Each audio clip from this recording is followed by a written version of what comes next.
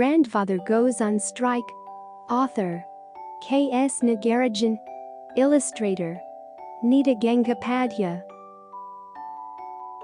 It was a fine Monday morning. I had come to my grandfather's house to spend the summer holidays. The place was quite peaceful. I was in the front garden cleaning my bike. My dog, Tiger, was sleeping on the grass. A strange sound made me turn. I saw my grandpa climbing a long wooden ladder. It was against the big neem tree in front of our house. A board with a sign "Save the Trees" was hanging from the tree. Grandpa turned. He was looking pleased with himself. He had found a comfortable place for himself. He grinned down at me and said, "I cannot hear anything you say, because of the breeze." There was no breeze. There was not even a breath of air. The heat wave was now in its second week. I walked around the tree.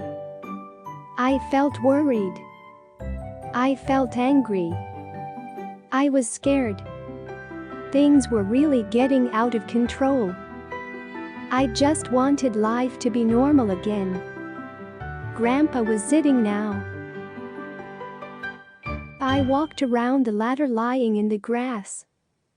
I began to consider my options. Would it be a good idea to climb up and drag Grandpa down by force? I was strong enough to do it. But I was afraid. Grandpa would be wild. He would probably kick me down in his anger. The clock struck 2. My friends would be waiting for me to play cricket. "Grandpa, please come down," I said. He waved me away. "Go on. You can go and join your friends if you want. There is no need for you to stay here." But how could I go now? I could not just leave the old man halfway up a tree. I had to stay. He knew it. "If you stay in that tree you will be very sorry," I said. I tried to make it sound like a warning. But I could not raise my voice. My eyes were hurting. My head ached too. Life was one big ache. I looked along the road. 3 lorries and a tractor stood ready to begin their work at any moment. I tried once again. "You can't stay there. The tree is coming down soon." Grandpa grinned as usual. "This tree will come down only over my dead body." He was not going to give up.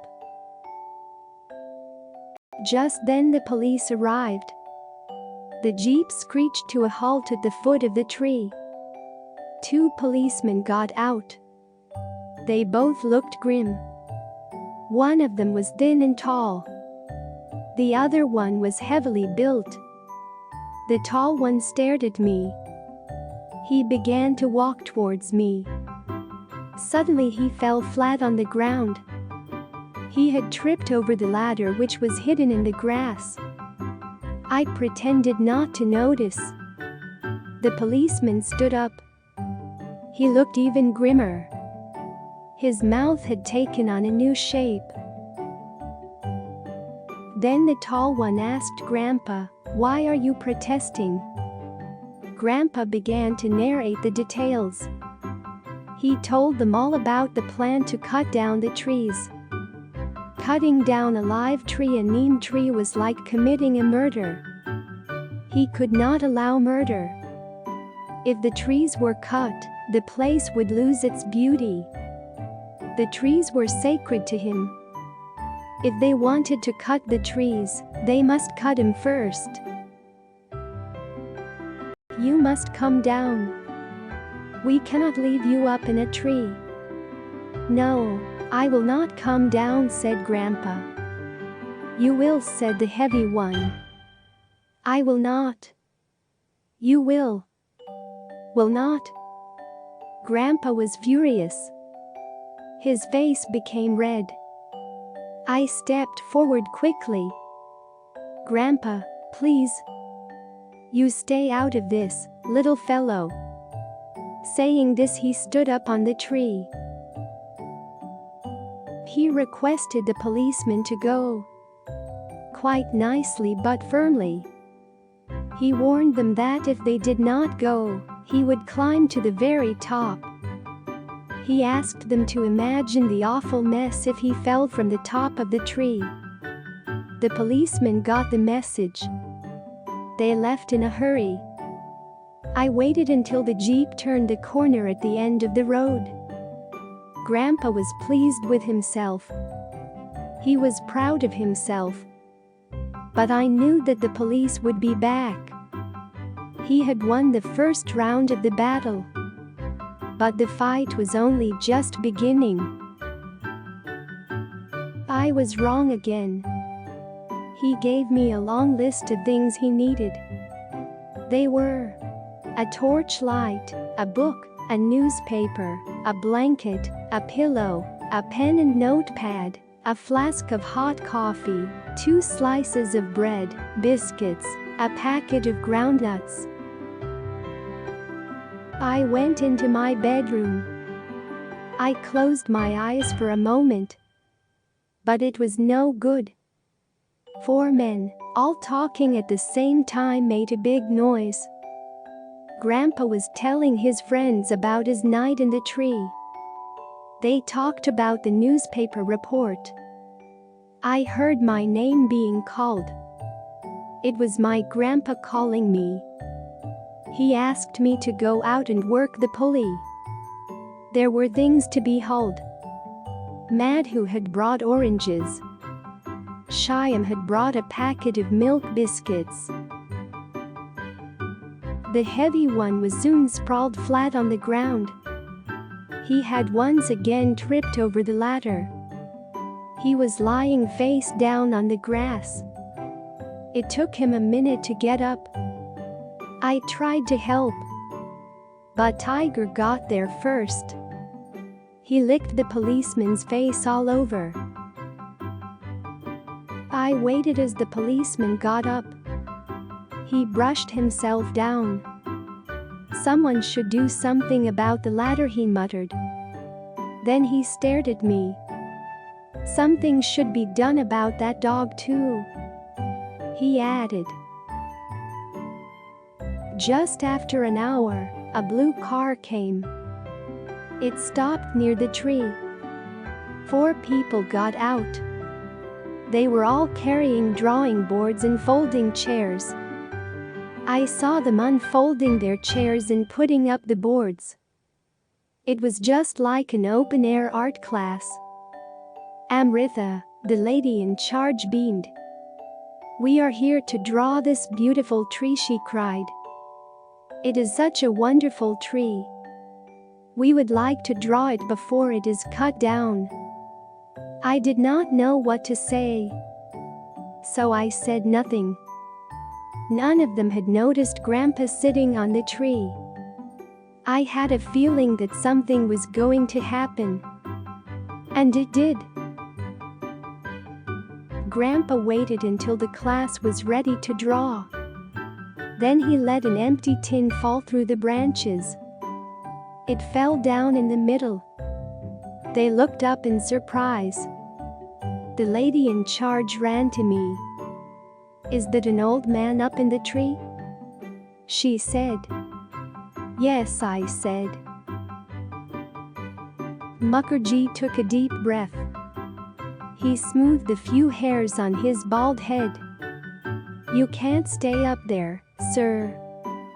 "I can and I will until I have a promise that you will leave the trees alone." Mukherjee made an ugly face. His mouth became a thin, hard line as he opened his briefcase.